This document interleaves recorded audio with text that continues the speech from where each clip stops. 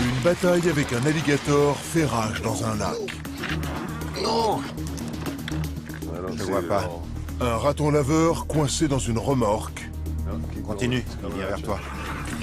Et la capture d'une oie sauvage blessée.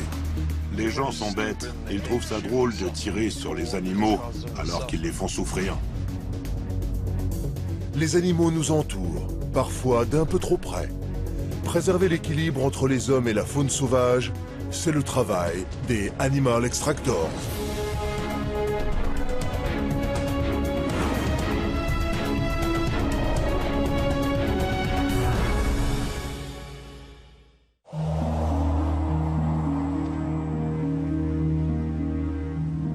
Nous sommes aujourd'hui en Floride. Rick Kramer et Scott Petron, chargés du contrôle des alligators, sont en route pour la ville de Lake Worth, suite à l'appel d'une habitante effrayée qui a aperçu un spécimen dans un lac des environs. Elle m'a dit qu'il l'avait regardé droit dans les yeux. Selon elle, il fait dans les 1m20, 1m50. Mais je pense vraiment qu'il sera plus grand que ça, parce que j'ai déjà attrapé des gros alligators dans le coin. Il y a beaucoup de bases de loisirs. C'est à cet endroit que j'ai capturé le plus gros alligator de ma vie. Il faisait plus de 4 mètres et pesait près de 500 kilos. Une belle bête. Quand ils arrivent sur place, cette dame n'est pas là. Mais les voisins leur annoncent qu'il y a en fait 2 alligators dans le lac. Louis et Anne de Stout ont remarqué un comportement agressif 2 jours plus tôt. Il a attrapé un chien. Le chien jouait dehors et il est allé nager. Il l'a attrapé et il l'a soulevé hors de l'eau. Le chien a réussi à s'échapper, ce qui est rare. Je suis sorti et je l'ai vu nager à toute vitesse. Il a atteint le rivage et il est sorti de l'eau. L'alligator continuait à le regarder. On voyait bien que ça lui faisait plaisir de faire la loi chez lui. Ils sont là depuis longtemps, ces 2 alligators. Ils arrivent facilement à passer au-dessus du petit mur. Donc il faut vraiment... Ouais. Il faut faire très attention. Moi, je les vois parfois. Ils remontent la colline pour aller sur le ponton. Rick et Scott vont essayer d'attraper l'alligator avec des cannes à pêche ultra résistantes. Mais ce ne sera pas chose facile. Rick vient de se rendre compte qu'il s'était éloigné du rivage à cause du bruit des riverains. Ils l'ont effrayé. Il y a une vingtaine de personnes dehors. Il est au milieu du lac. Viens, on va essayer de l'appeler. Il cherche à attirer l'alligator en imitant le bruit d'un animal blessé, qui serait une proie facile pour lui. Je vous avais dit qu'il serait plus gros.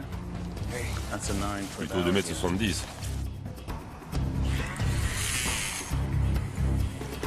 Il est trop loin.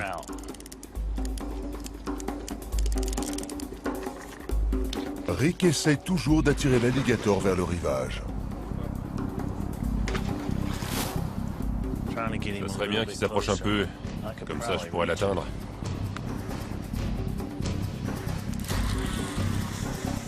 Il lance sa ligne à une trentaine de mètres pour essayer de l'attraper. Maintenant. J'ai eu de la chance. C'est pas fini. Tu peux la tenir? D'accord. Ok. Vas-y, il arrive. Attends. Scott tient la canne pendant que Rick lance un deuxième hameçon.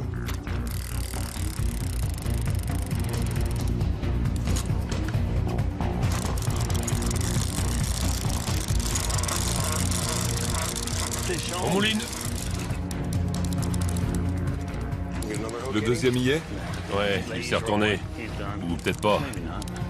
Ouais. Laisse-le se débattre. Allez, mort à l'hameçon. Il a attrapé un truc? Ouais, je vais prendre la perche. Quelle perche? La grande. Attends. Force pas trop. Il a plongé. Ouais, Il a dû mordre un truc. Tire pas trop. je tire pas. Il est dans la boue. La tête devant. Une des lignes s'est détachée. Tiens. Je vais prendre la perche. D'accord.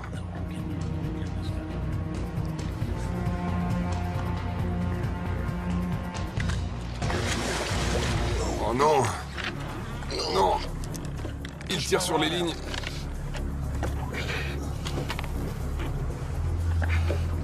Laisse-le s'éloigner. Il est retourné sous le ponton? Je l'ai pas vu de ce côté. Je crois qu'il est vers le poteau. Là-bas, juste en dessous. Oh purée. Il revient vers moi. L'alligator s'est caché sous le ponton pour être en sécurité. Tiens, Il est où? je l'ai vu près du poteau. Rick n'a plus qu'une seule solution. Fais voir? Il va devoir s'approcher de très près.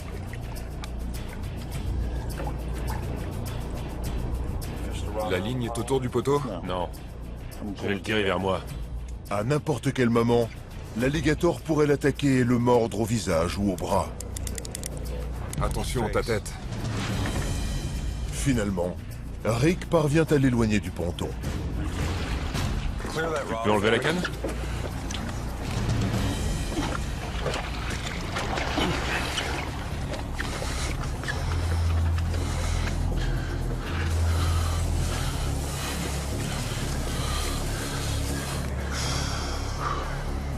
Il a essayé de nous avoir.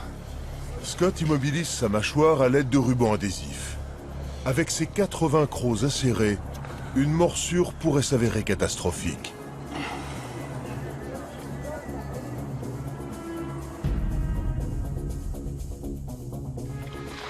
C'était pas facile avec le ponton.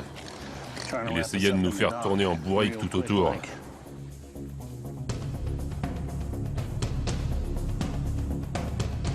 Les riverains sont soulagés de voir l'alligator maîtrisé.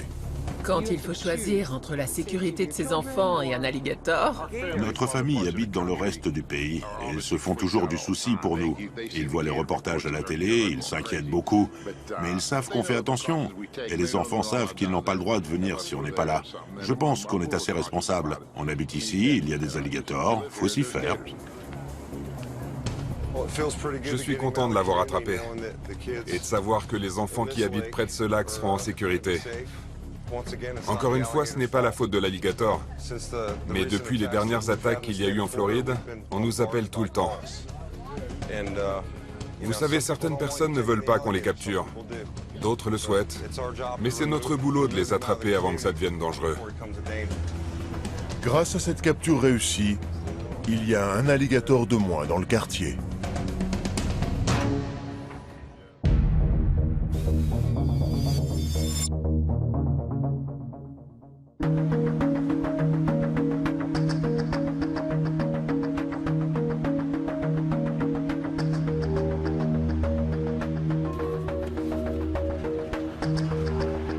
À Seattle, dans l'État de Washington, Jim Davidson, du Centre de sauvegarde de la faune sauvage de Sarvey, a été appelé pour un oiseau blessé. On vient de m'appeler à propos d'une bernache du Canada qui a été touchée par une fléchette ou une sorte de flèche, ils ne savaient pas trop. J'en saurai plus quand je serai sur place. Ils m'ont dit que c'était une fléchette de sarbacane, mais j'ai déjà eu beaucoup d'appels pour des accidents d'arbalète.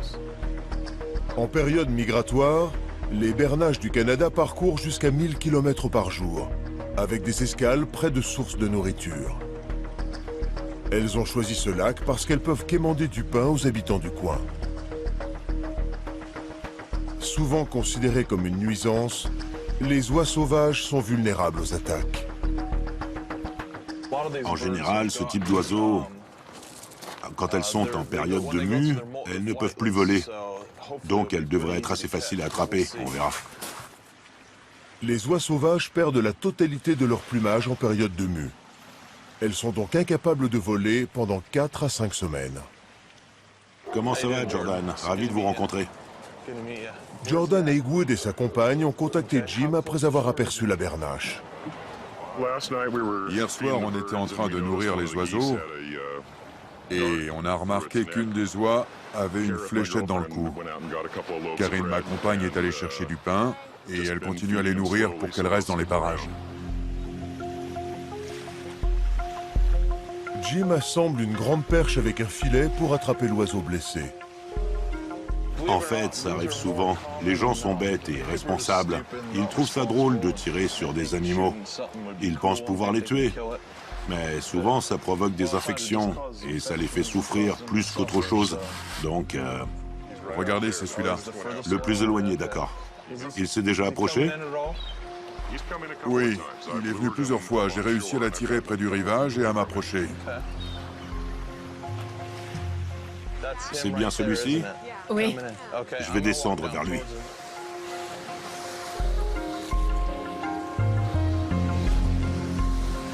Il a l'air de bouger normalement, mais il a quand même une fléchette dans le cou, et ça a été fait de manière intentionnelle.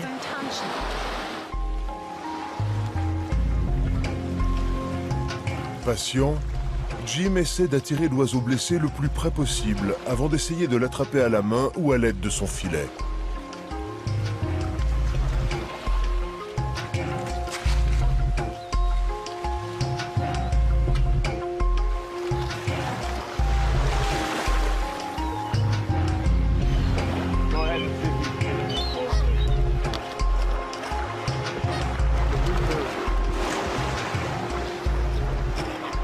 Ça va prendre du temps.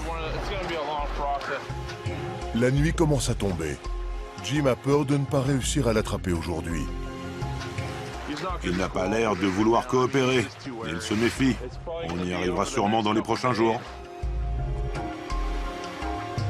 Mais finalement, la tentation est trop forte pour l'oie sauvage. C'est la dernière chance pour Jim. Ouais, bravo! Bravo!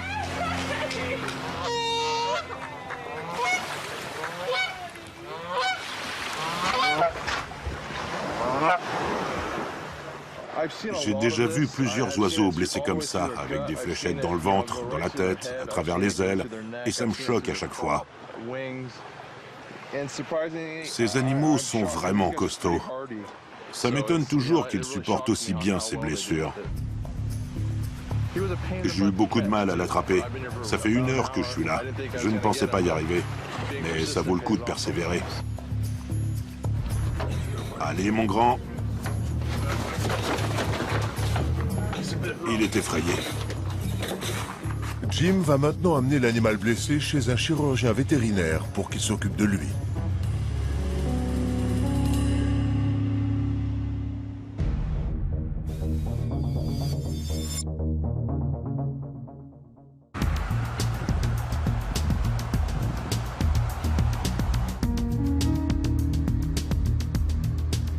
Après cette capture délicate à Seattle, Jim Davidson, du Centre de sauvegarde de la faune sauvage, a déposé la bernache blessée chez le docteur Donald Rosie, un chirurgien vétérinaire. La radio nous apprend qu'aucun organe vital n'a été touché. La fléchette peut être retirée. Après avoir endormi l'oie sauvage, le docteur Rosie commence par enlever les plumes autour de la blessure. Jim vérifie son rythme cardiaque et sa respiration. Il va bien? Oui. C'est une opération délicate. J'aimerais bien que ça ramollisse. Le docteur Rosie doit détacher la peau qui a commencé à pousser autour de la fléchette.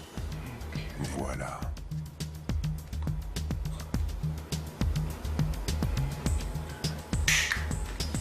Ensuite, il coupe la fléchette en deux pour pouvoir la faire passer dans la plaie ouverte sans endommager les tissus.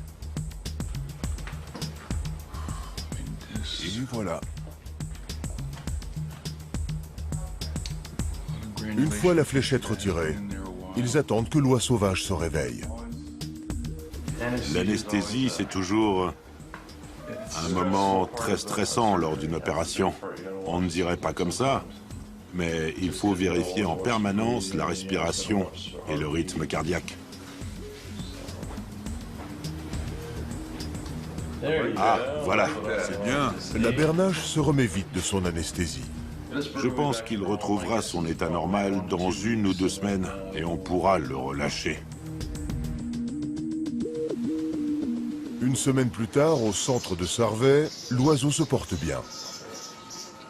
Sue McGowan, la directrice, vient vérifier son état de santé. Salut! Et voilà notre roi sauvage de la semaine dernière. Viens par là.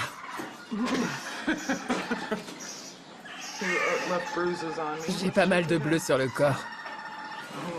On va vérifier ta tête. Ah, super, il y a une petite croûte de chaque côté.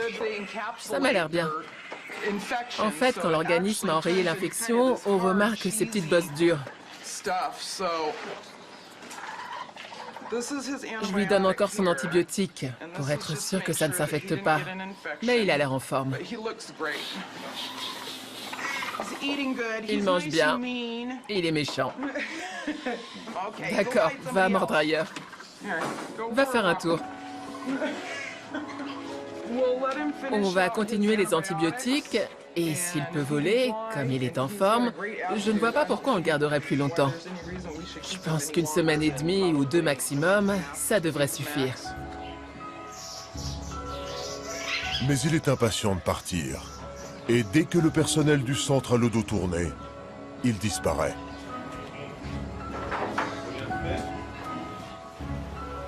Sue l'aperçoit à l'extérieur, et c'est parti pour une course-poursuite. Il est là. Tu t'échappes? Allez, viens, faut rentrer maintenant. Mais ce détenu refuse d'être capturé. Et voilà. Parfois, ils ne veulent pas attendre qu'on les relâche. Le voilà. Il est parti.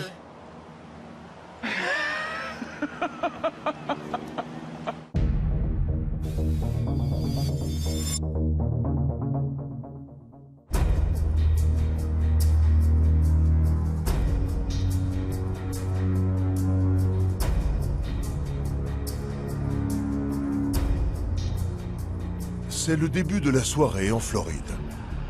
Rick Kramer et Scott Petron répondent à l'appel d'une propriétaire inquiète qui a aperçu un alligator. Ils se trouvent dans le même lac où ils avaient attrapé un autre alligator 3 heures plus tôt. On retourne à Lake Bass. On y était plus tôt dans la journée et on a attrapé un alligator de plus de 2 mètres. Une femme vient de m'appeler. Elle a peur que les alligators attaquent ses enfants. Je lui ai dit qu'ils n'étaient pas tous là pour attaquer nos enfants ou tuer nos animaux. Mais elle m'a répondu qu'à chaque fois que ses enfants s'approchaient de l'eau, les 2 alligators venaient vers eux. Donc, on va aller voir et le capturer avant qu'il y ait un accident.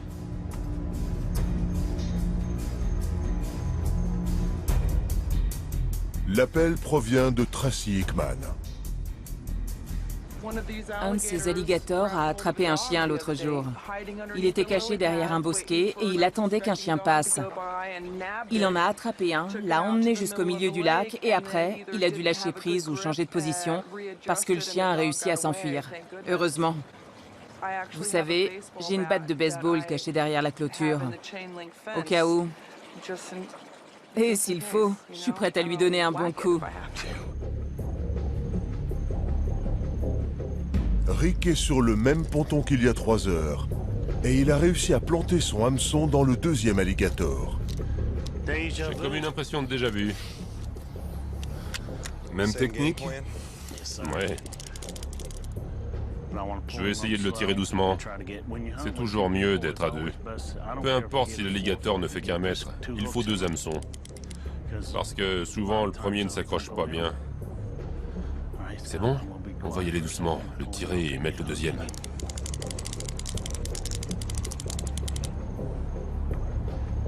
Rick fait remonter l'alligator vers la surface pour que Scott puisse accrocher un 2e hameçon. C'est bon? Non.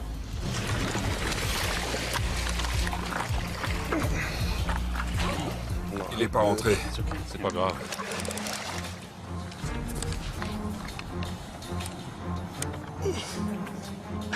Vas-y, doucement.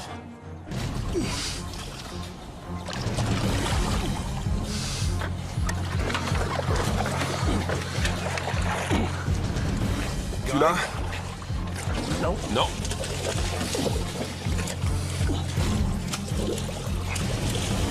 Laisse du mou. J'ai la ligne. Tiens bon, Scott. Rick doit faire attention à bien le tenir par le bout de la queue. Un alligator peut se retourner et atteindre le milieu de sa queue en une demi-seconde. Tiens-le bien. Scott, Ouais. c'est parti. Comme les eaux de Floride sont fréquentées par de nombreux alligators, Rick n'est jamais à court de travail. Parfois, on arrive sur place, on attrape un alligator et bam, dès qu'on arrive à la camionnette, on nous appelle pour le même endroit. C'est pour ça qu'on nous dit parfois « Hey, vous l'avez pas attrapé, vous faites pas du bon boulot ». Il peut y en avoir plusieurs en fait.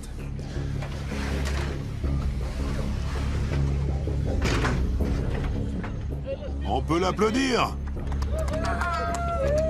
Merci. Vous avez déjà été mordu? Ouais, au pied. Waouh! Ils n'ont pas beaucoup de force quand ils ouvrent la gueule, mais tout est dans la fermeture. Il n'y a pas plus puissant. Je sais que je les appellerai à nouveau. Ça m'embête qu'ils doivent les capturer, mais s'il faut choisir entre l'alligator ou moi, ou mon fils, ou nos animaux, ou les autres enfants, ce sera l'alligator. Beaucoup de gens viennent du Nord et ne pensent pas qu'ils auront des alligators dans leur jardin. C'est là qu'ils se trompent. Quand on vit dans le sud de la Floride, il faut s'y préparer. Si vous avez un peu d'eau dans le jardin, vous verrez un alligator à un moment ou à un autre.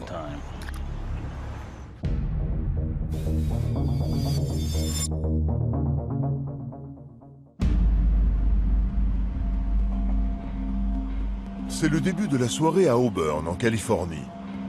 Heather Ramirez a reçu un appel d'une femme paniquée dans la région des Rocklin. Elle m'a dit qu'il y avait un serpent dans son jardin.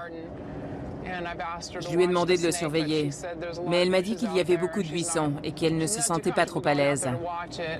Donc j'aurai sûrement un peu de recherche à faire pour le trouver. Elle a vraiment peur. Je crois qu'elle en a déjà vu un. Elle a fait une petite blague à propos de son chien. Elle m'a demandé si je voulais qu'elle laisse son chien chercher le serpent. Je lui ai dit que non et elle m'a dit que c'était une blague. Je sais qu'ils sont effrayés. Et moi, je suis impatiente parce que je vais en attraper un. Je vais pouvoir partager les connaissances que j'ai accumulées au fil des années pour que les gens comprennent comment fonctionnent les serpents à sonnette. C'est très intéressant. Je me sens vivante.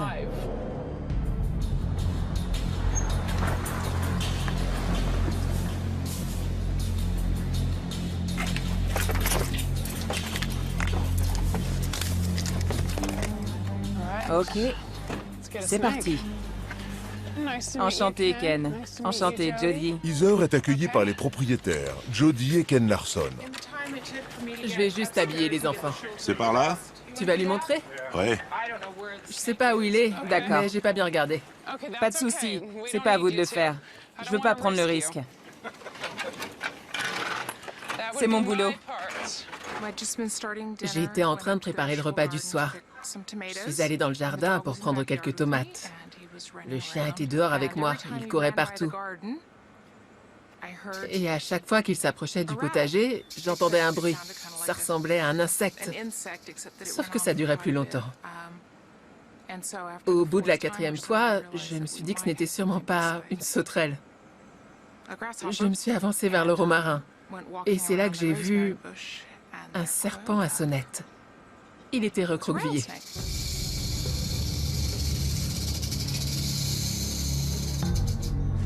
Apparemment, il fait dans les 1 mètre. D'accord. Je n'étais pas là quand ma femme l'a trouvé. Ok, On a déjà eu des bébés les autres années. je vois. C'est bien que le chien soit à l'intérieur. Ouais. Il a certainement bougé, donc il peut être n'importe où. Oh oui. À chaque fois que je sors, je regarde bien où je mets les pieds. Bien. Il doit sûrement se cacher à l'ombre. Donc, Je me dis qu'il est peut-être sous le romarin, mais... ouais, je vais jeter un œil. La chasse est ouverte. Retrouver un serpent dans un potager où la végétation est dense, ce n'est pas évident. Où es-tu? Muni de bottes renforcées pour se protéger des morsures du serpent venimeux, Heather se sert de grandes pinces pour fouiller toutes les cachettes possibles. Ils aiment vraiment le romarin. donc je vais bien regarder.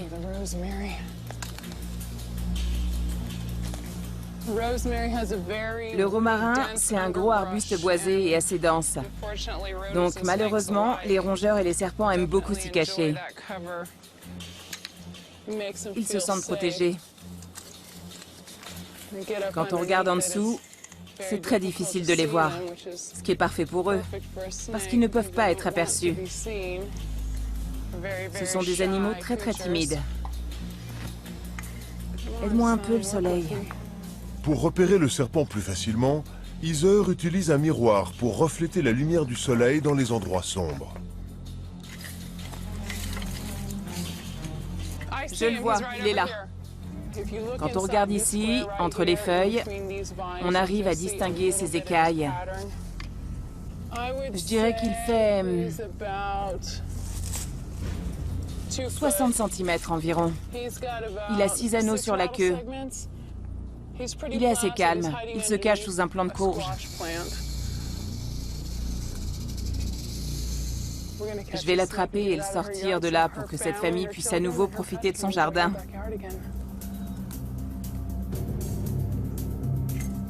Je vais passer à travers le grillage sur le côté. Et ensuite, je le soulèverai tout doucement.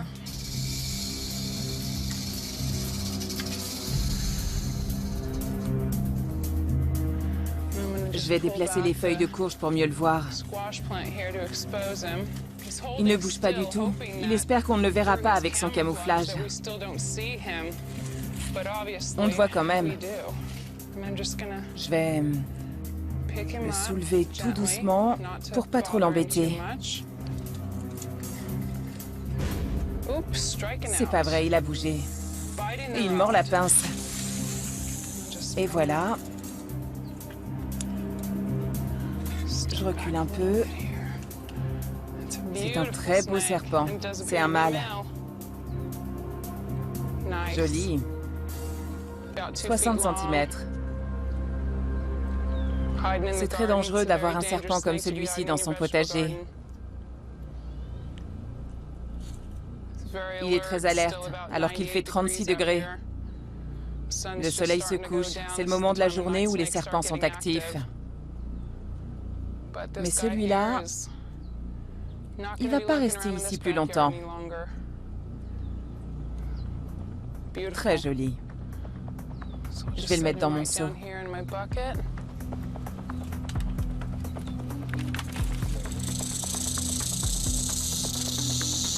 Quelle espèce? C'est un crotal de l'Ouest. C'est bien celui-ci que vous avez vu? Oui. Parfait. Il est beau. Oui, mais très venimeux par contre. Ouais. C'est le premier crotal que vous voyez? Non, on en a Un par an. peut-être un par an, mais en général, ce sont des petits. Ils vont commencer à se montrer dans les prochaines semaines. En général, c'est au mois de septembre et d'octobre.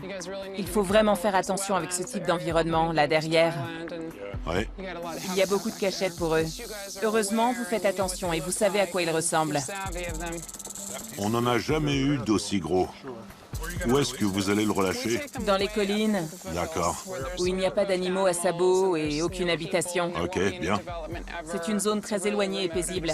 On a besoin d'eux, vous savez. Ouais. Et il ne reviendra jamais chez vous. Tant qu'il n'est plus là et qu'il va bien, ça nous va. Oui, encore une réussite. Super. Merci beaucoup. Je vous en prie, merci d'avoir appelé. Je vais chercher un autre couvercle pour les enfants. Bonjour. Les deux enfants de Jody utilisent le jardin comme terrain de jeu. Un serpent non identifié représente une vraie menace. Son venin très toxique peut s'avérer fatal pour un jeune enfant. Waouh! Vous l'entendez? C'est ce que j'avais entendu. Vous avez vu sa couleur? Les dessins sur sa peau et sa grosse tête? Il n'est pas très content en ce moment. Il bouge sa queue. Au moins, ils ont pu le voir. C'est bien. Pour Jody, la présentation de Heather a eu l'effet désiré sur les enfants. Dès qu'on est arrivé ici, on a bien expliqué aux enfants que s'ils voyaient un serpent, ils devaient immédiatement nous prévenir, qu'il ne devait pas essayer de s'approcher, de le toucher ou de faire les courageux.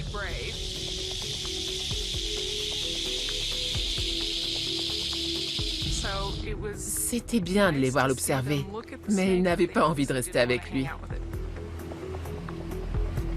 Pour Heather, c'est encore une belle capture de Crotale. Dans quelques jours, elle le relâchera dans une zone boisée, loin des habitations.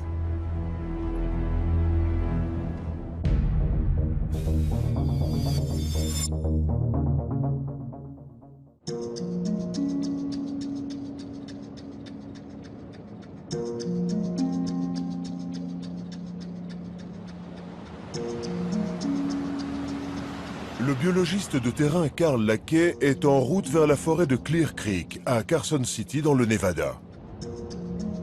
Il y a 2 jours, il installait un piège après l'appel d'une habitante inquiète. Un ours avait saccagé son jardin. Elle m'a appelé ce matin et m'a dit qu'un ours avait été pris au piège. Apparemment, il n'a ni collier ni marquage. On est en chemin. On va aller vérifier et voir à qui on a affaire. La zone de Clear Creek semble intouchée, mais en fait, elle se construit à vue d'œil. Il y a de plus en plus d'habitations, ce qui entraîne davantage de conflits entre la faune sauvage et les humains, ainsi que des problèmes avec les ours. Le problème ici, c'est que l'ours abîme les arbres de Dixie Bush. Celui-là, il l'a cassé en 3 morceaux. On voit bien la cassure en haut de l'arbre. Ça, c'était la première nuit. Quelques jours plus tard, il est revenu et a cassé cette branche. Il n'y a rien à manger ici. Je laisse jamais rien traîner. Je nourris même pas les oiseaux. Je sais pas s'il était énervé contre moi ou... Il n'y avait rien à manger, mais il a quand même décidé d'arracher cet arbre. Si c'était pour trouver à manger, d'accord, je peux rien faire contre ça. Mais c'était pas le cas. C'était du vandalisme, tout simplement. Les ours peuvent abîmer les arbres en jouant ou en marquant leur territoire. Dixie est consciente des dangers de la vie au pays des ours. Comme je sais qu'il y a un ours dans les parages, je fais très attention à ce qui se passe dehors. Et je garde un fusil à proximité, au cas où. Parce qu'à Lac Tahoe, des ours sont entrés dans des maisons. Je me suis dit que je voulais pas que ça m'arrive, donc je garde mon arme à portée de main. J'ai un Magnum 357, un fusil de chasse et un 22 mm, donc je suis paré. Carl va jeter un œil à l'intérieur du piège. Il est étonné par la couleur inhabituelle de l'ours. C'est un ours noir de couleur noire. On n'en voit pas souvent dans le Nevada. Je crois qu'on n'en a pas vu plus de 12. Les 200 autres étaient tous plus clairs, du blond au brun très foncé. Il doit faire dans les 90 kilos. D'ici, c'est difficile à dire s'il s'agit d'un mâle ou d'une femelle, mais on va l'endormir et on pourra le sortir pour l'examiner. On va lui envoyer une dose de mélange qui contient des sédatifs, des analgésiques et des tranquillisants. Viens par là. Ils envoient la fléchette de tranquillisant et l'ours est inconscient au bout de 3 minutes. Ils vont maintenant le marquer pour pouvoir l'identifier plus facilement à l'avenir. Il est plutôt brun finalement. Il m'a l'air en pleine forme. La taille des dents permet à Carl de déterminer son âge. Il doit avoir 4 ans environ. Il n'est pas aussi noir qu'on le pensait, plutôt brun foncé. Brittany Kendall, une assistante vétérinaire, est venue les aider. 80. Une fois que l'ours est endormi, notre priorité, c'est la santé et la sécurité de l'animal. D'après Carl, ce n'est pas un animal qui dépend des hommes pour trouver sa nourriture. C'est un ours sauvage tout à fait commun. Il n'a pas cette grosse couche de gras qu'on retrouve souvent chez les ours de ville. Avec une alimentation basée sur les fruits et les baies, les ours sauvages sont plus fins que les ours de ville, qui ont développé un goût pour la nourriture très calorique. Grâce à son étiquette à l'oreille et son tatouage, il sera connu sous le nom de Red 35. Les ours peuvent très bien vivre au-delà de 10 ou 15 ans. Tant qu'il sera en vie, ce sera un très grand ours. Grand et beau. Je suis en train de l'arroser pour éviter qu'il ait trop chaud ou qu'il se déshydrate. Parce qu'il ne peut pas réguler sa température sous anesthésie. On va l'emmener et le poser à l'ombre. On continuera à l'arroser et il sera prêt à être relâché demain.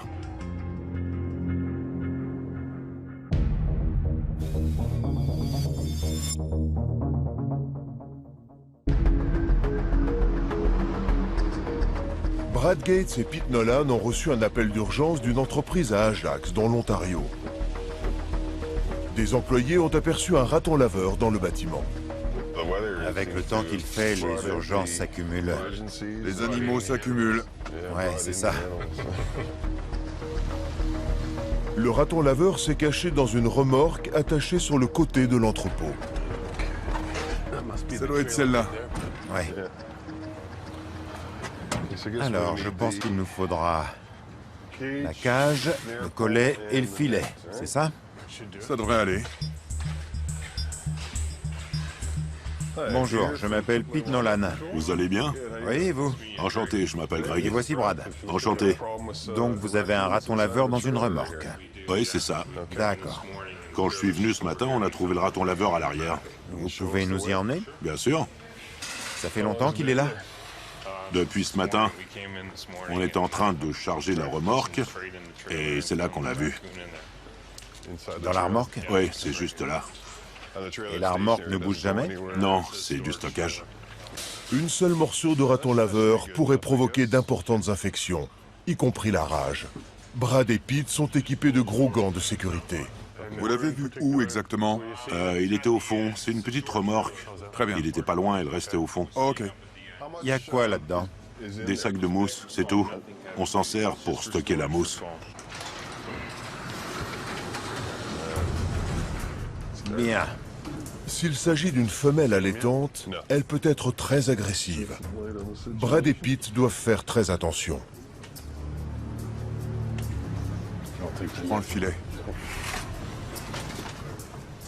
Ok, on va y aller doucement. Fais attention, il est peut-être en dessous. Il faut pas l'effrayer. Ah, il est là, je le vois. Ah ouais? Ouais. Tu le vois? Juste ici. Ah ouais, il nous regarde. Ouais. Est-ce qu'on referme la remorque? Ce serait bien de le garder à l'intérieur. Ouais, vaut mieux pas qu'il s'échappe dans l'entrepôt. Parce que s'il s'enfuit, on l'attrapera jamais. Ok. Ils sont confinés dans un petit espace avec un raton laveur qui pourrait être dangereux. Ce qu'on devrait faire, c'est enlever ce sac, là. Et comme ça, ça lui fait un passage. Moi, je vais fermer de ce côté-là. Ouais. Et toi, tu peux le pousser avec la perche. Il est assez gros. Il vient vers toi. Je le vois pas. C'est une belle bête. Attends, il vient vers toi. Je vais le repousser. Il vient quand même vers toi. Mais qu'est-ce qu'il fait? Il essaye de pousser. Il veut rentrer dedans. Tu veux te retourner? Attends, je vais le pousser avec le filet. Et voilà. Je vais le... Il bouge. Non, continue. Il vient vers toi. Il peut passer là en dessous. Attends. Tu peux... Ouais, attends. Il peut aller par là? Il se cache. Non, il peut pas. Ok. Tu peux prendre le filet Ouais. et le pousser un peu. Fais voir sa tête. Ok, une patte, deux... Vas-y. D'accord. Tu le tiens bien? Ouais, c'est bon. Allez, on va vérifier.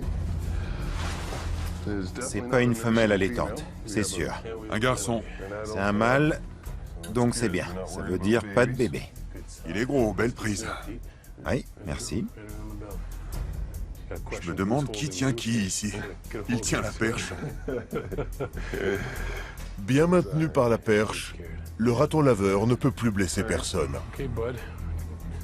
Je vais le mettre dans la cage maintenant. Et si je te l'apportais? Bonne idée. C'est plus simple. Alors...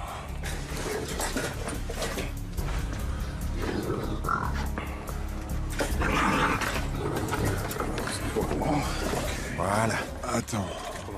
C'est coincé ici. c'est bon. Il savait qu'il fallait sortir de là.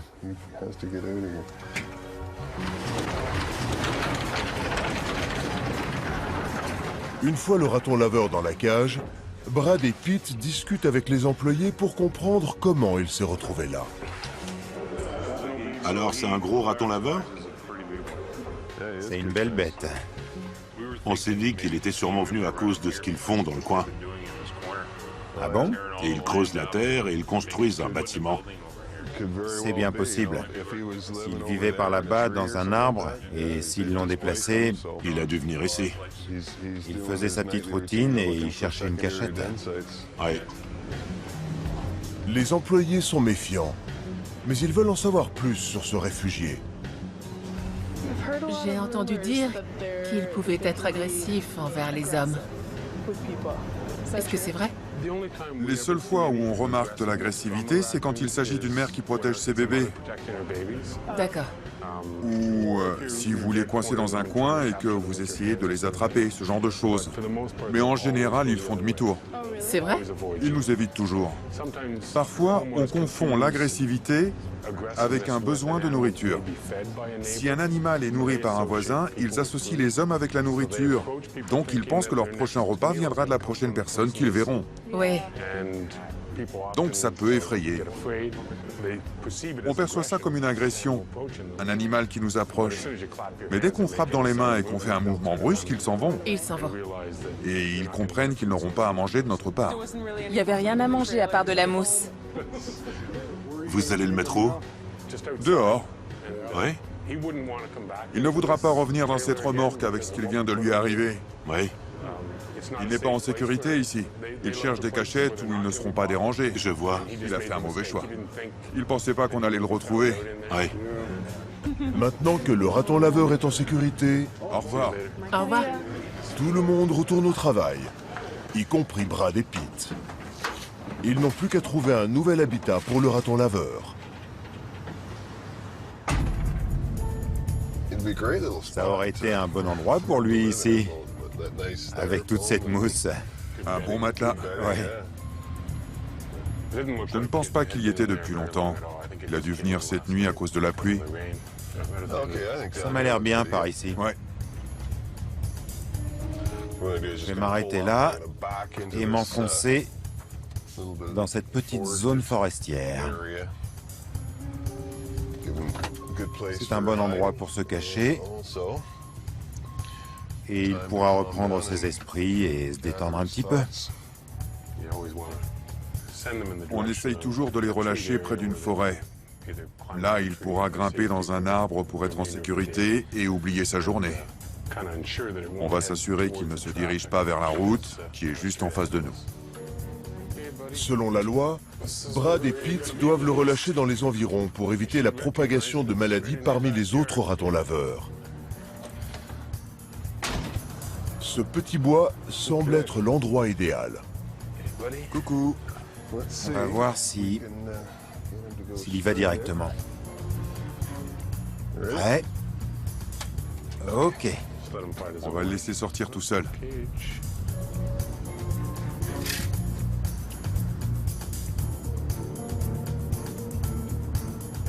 Il se dirige au bon endroit.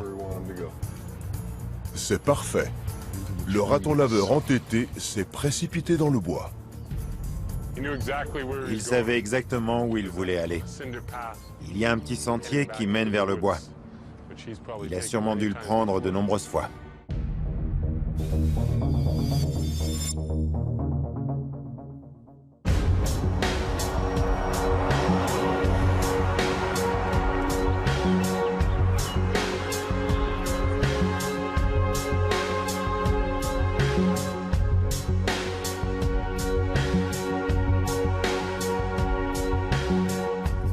Auburn, en Californie.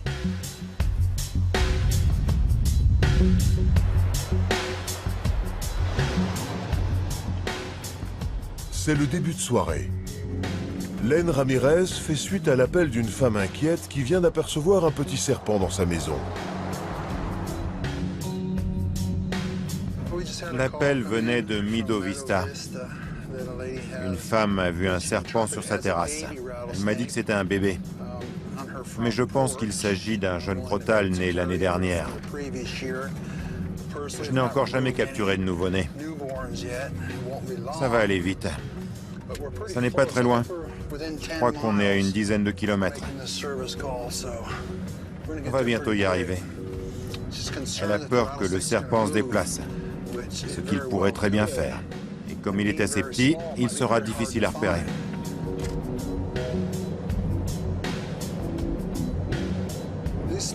Même petits, les serpents sont très dangereux.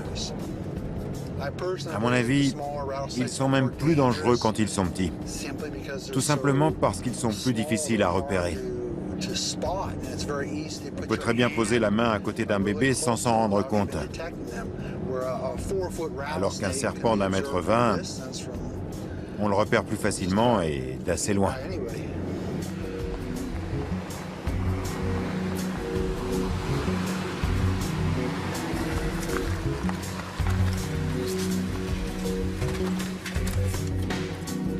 En arrivant sur place, Len est déjà équipé de ses bottes en cuir de serpent pour protéger ses jambes. Bonsoir, Martha.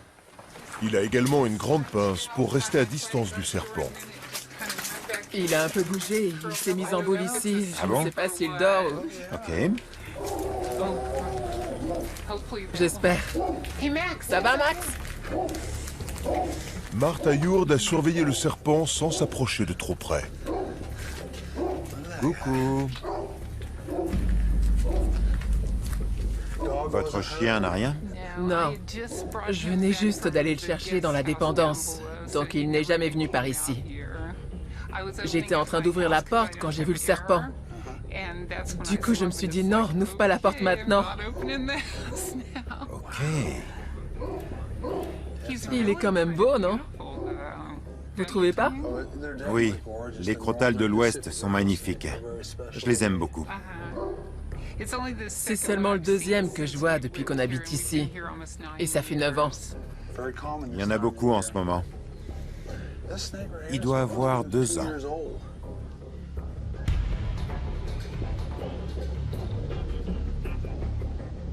C'est un serpent mâle.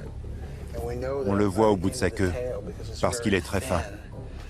Alors que chez les femelles, il est plus arrondi. C'est le 17e mâle qu'on capture d'affilée. Les femelles s'apprêtent à donner naissance à leurs petits, donc... Maintenant? Oui, dans pas très longtemps. À la fin de l'été ou au début de l'automne. En général, on commence à voir des petits en août ou en septembre. Donc quand vous m'avez dit que c'était un bébé au téléphone, je pensais que c'était un petit de l'année dernière. Mais celui-là est né il y a 2 ans, je pense.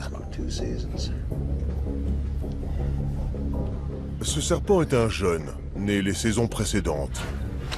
Il doit encore apprendre à maîtriser la dose de venin qu'il relâche à chaque coup. Malgré sa petite taille, sa morsure peut quand même être très toxique.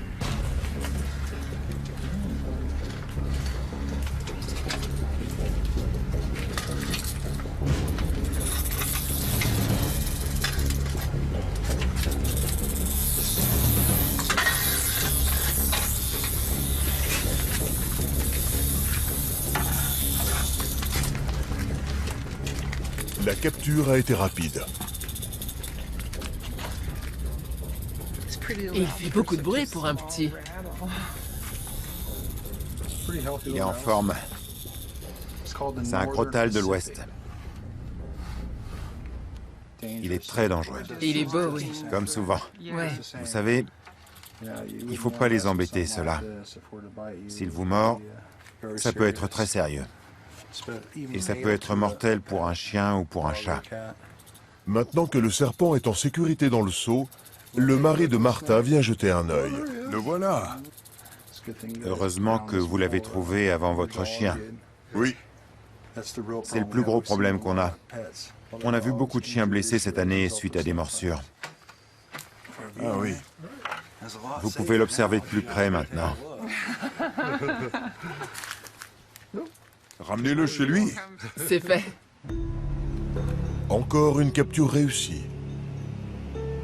Len rentre chez lui après une longue et chaude journée. Il fait 36 degrés. Il est presque 20h30. Ça ne se rafraîchit pas encore. Ce soir, les crotales vont certainement s'activer. Et je suis sûr qu'on aura d'autres appels. Ça ne fait aucun doute. J'ai hâte.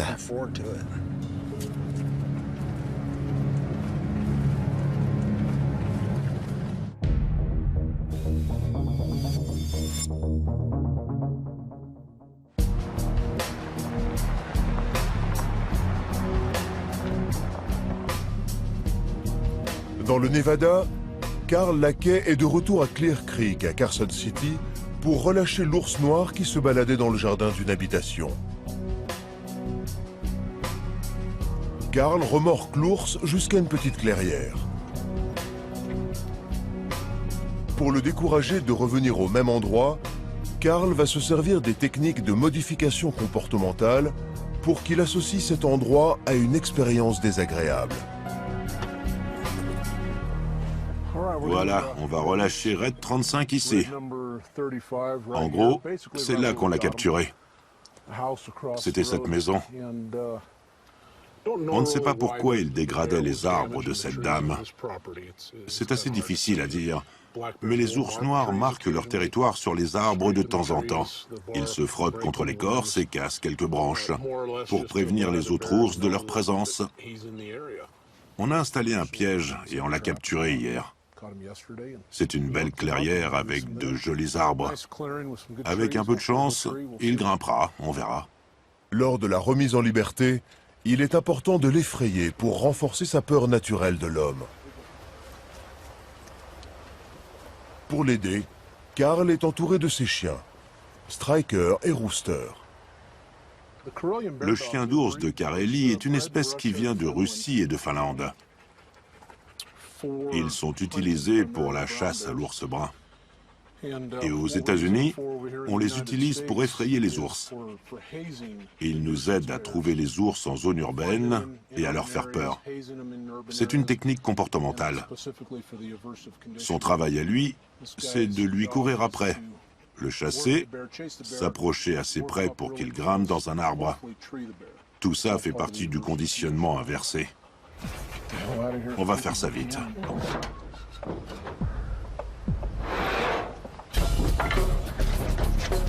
Un ours!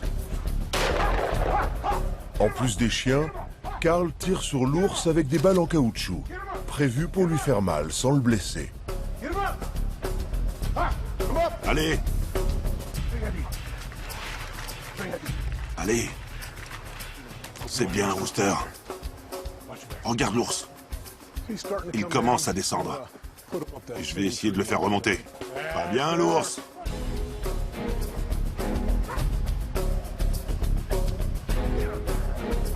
Allez, remonte. Allez. C'est mauvais signe s'il descend. Allez, va-t'en. Laisse-le partir. Allez, Striker. Attrape-le. Allez. S'il reste dans le premier arbre, c'est bien. Mais en général, il faut s'y prendre à plusieurs reprises avant qu'il comprenne vraiment. Les chiens continuent leur chasse avant de revenir vers Carl. C'est bien. Bon chien. Ils ont mérité un peu d'eau. Ils aboient et le poussent à grimper. S'arrêtent, et puis aboient à nouveau et le forcent à grimper un peu plus loin. Après ça, l'ours finit par s'enfuir. Et les chiens reviennent au bout d'un moment. Bon chien. En plus d'être excellents chiens de travail, Striker et Rooster sont aussi les compagnons de Carl. Ce sont mes chiens. Je les ai dressés et élevés. Rooster, c'est le fils de Striker. Ce sont mes bêtes. Des bons chiens. Confiant que l'ours ne reviendra pas de sitôt, Carl rentre chez lui avec Striker et Rooster pour un repos bien mérité.